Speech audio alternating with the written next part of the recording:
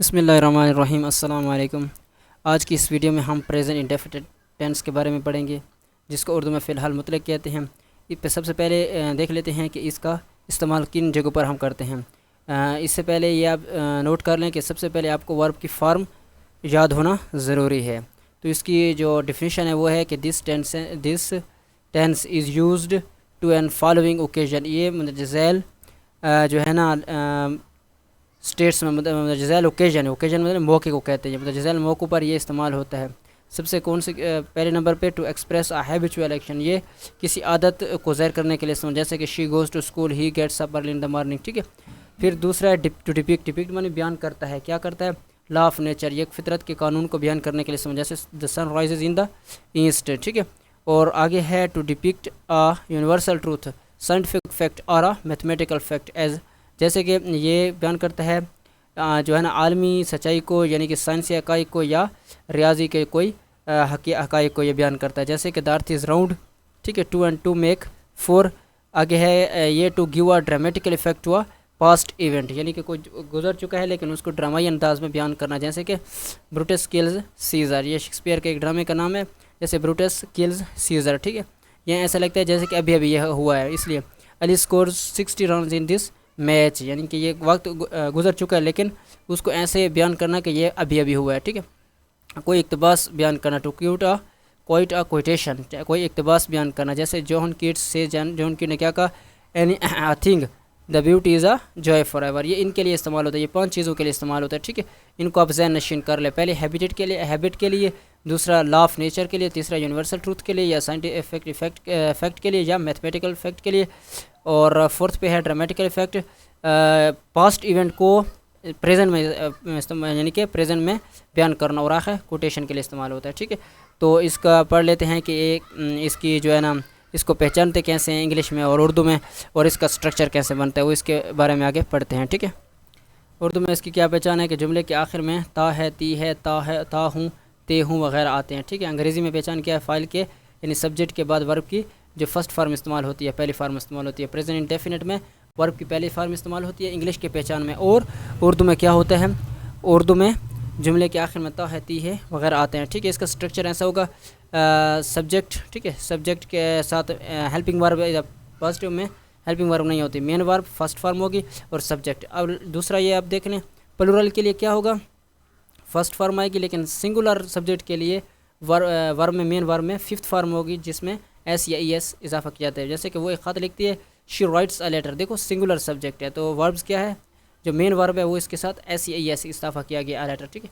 جیسے کہ پھر ہے اب پلورل سبجیکٹ کو دیکھ لیں، دے رائٹ اے لیٹر، ٹھیک ہے۔ اب ادھر ای ایس نہیں ہے کیونکہ وہ پلورل سبجیکٹ، اس چیز کو آپ نوٹ کر لینا۔ اور جیسے کہ ہی، شی، اٹ سنگولر نام کے ساتھ ایس یا ای ایس استعمال ہوتے ہیں، جیسے کہ ورب کی ففتھ فارم استعمال ہوتی ہے۔ اور دے، وی، آئی پلورل نیم کے ساتھ کیا ہوتی ہے؟ وی کی فرسٹ فارم استعمال ہوتی ہے، جس میں ایس ای ایس نہیں آتا، صحیح ہے۔ اچھا، ای ایس ان ورب کے ساتھ لگتا ہے جن کے آخر میں double S, S H, C H, X یا او آتا ہے، جیسے کراسز ہو گیا، واشز ہو گیا، ٹیچز ہو گیا، ٹھیک ہے۔ اور نیکسٹ پہ چلتے ہیں۔ اب اس کو نفی یعنی کہ نیگیٹو میں تبدیل کرنے کا کیا طریقہ ہوگا؟ یعنی کہ اگر فقرے میں ورب کی پہلی فارم اپنی اصلی حالت، یعنی کہ اپنی اصلی حالت میں ایس ای ایس کے بغیر ہوگی، یعنی کہ حالت موجود ہو، یعنی اس کے ساتھ ایس یا ای ایس نہ ہو، تو اسے نفی میں تبدیل کرنے کے لیے ورب سے پہلے ڈو ناٹ لگایا جاتا ہے، جیسے وی ایٹ ایپل، ٹھیک ہے۔ اس ایٹ کے ایس نہیں ہے، اپنی اصلی حالت میں ورب ہے، ٹھیک ہے۔ تو اس میں کیا ورب سے یعنی کہ سبجیکٹ کے بعد اور ورب سے پہلے ڈو ناٹ اضافہ کیا جاتا ہے، یاد رکھنا، ٹھیک ہے۔ We do not eat apples, ٹھیک ہے، اس چیز کا آپ نے نوٹ کرنا ہے۔ اور دوسرا نمبر کیا ہے؟ اگر فقرے میں ورب کی پہلی فارم کے ساتھ ایس یا ای ایس لگا ہو تو نفی میں تبدیل کرنے کے لیے ورب سے ایس یا ای ایس ہٹا کر اس سے پہلے ڈز ناٹ لگایا جاتا ہے، اس چیز کو آپ سمجھنا، ٹھیک ہے۔ مطلب کہ جیسے یہ سنگولر سبجیکٹ ہے نا، جیسے کہ ہی، شی، اٹ، یا سنگولر سبجیکٹ میں نے آپ کو سمجھایا تھا، اس کے ساتھ ای ایس آتا ہے ورب میں، ٹھیک ہے نا، جیسے شی سنگز اے سانگ۔ اب یہ اصل ورب نہیں ہے، اس کے ساتھ یہ ورب کی ففتھ فارم ہے ایس ای ایس والی۔ اب یہ اس میں ڈز، ادھر ڈو ناٹ نہیں لگائیں گے، اب ادھر کیا لگائیں گے؟ ڈز ناٹ، کیونکہ ایس ای ایس یہ خود لے لے گا اور ورب سے ایس ای ایس نکل جائے گا، جیسے شی ڈز ناٹ، اب سنگ سے ایس ای ایس نکل گیا، ٹھیک ہے۔ بس ایسا سمجھ رہے کہ یہاں سے نکل کر ڈو کے ساتھ آ گیا ہے، یہ آسان سا سمجھنے کا طریقہ ہے، ٹھیک ہے۔ نیکسٹ پہ چلتے ہیں۔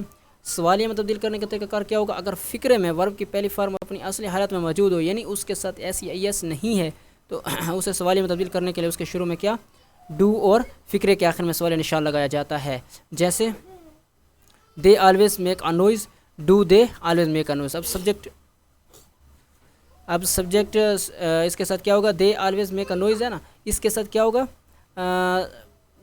ڈو جو ہے نا ڈو کو پہلے لے آئیں گے. صحیح نا، مطلب کہ سوالیہ میں جو ہیلپنگ ورب ہوتا ہے اس کو پہلے لے آتے ہیں. صحیح ہے. اور ہیلپنگ ورب یہ صرف نیگیٹو اور نیگیٹو اور کویشچن یعنی کہ سوالیہ انٹروگیٹو میں استعمال ہوتا ہے ہیلپنگ. ٹھیک ہے، ادھر ڈو آ جائے گا.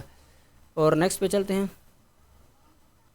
اگر فقرے میں ورب کی پہلی فارم کے ساتھ ایس یا یس لگایا ہو تو اسے سوالیہ میں تبدیل کرنے کے لیے ورب سے ایس یا یس کو ہٹا کر فقرے کے شروع میں ڈز اور فقرے کے آخر میں سوالیہ نشان لگایا جاتا ہے. ٹھیک ہے، جیسے ہی ورکس ہارڈ کیا بن جائے گا، ڈز ہی ورکس ہارڈ.